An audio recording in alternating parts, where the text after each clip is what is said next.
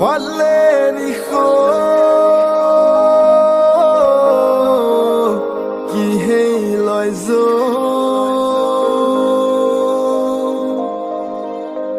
cũng lê thà giống xa lối tàng ngô ngay tô nụ mà lên khóm na đi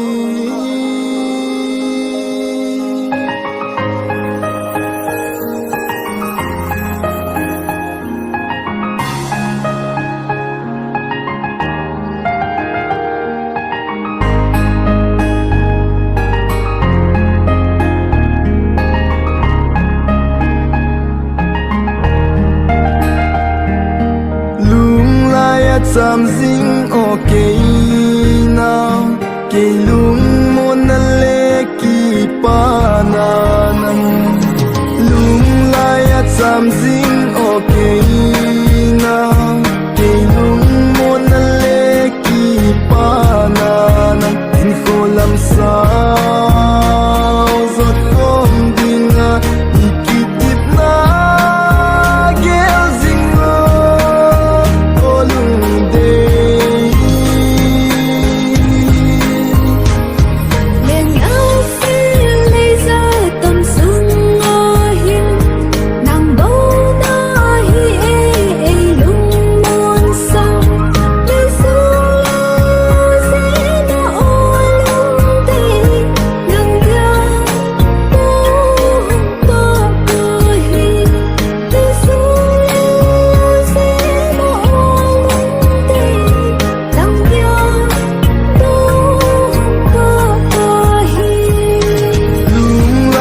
something okay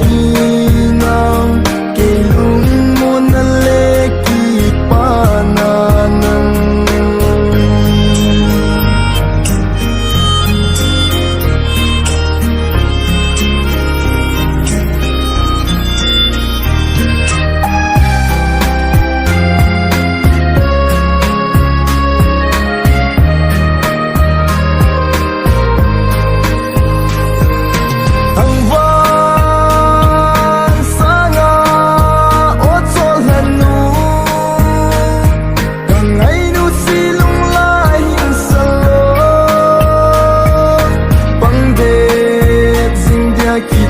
na Nevin lên đằng sang khăn kề thành văn xa ngà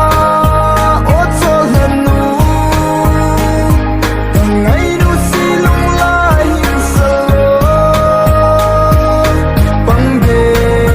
zing dia ki tiếp na Nevin lên đằng sang khăn kề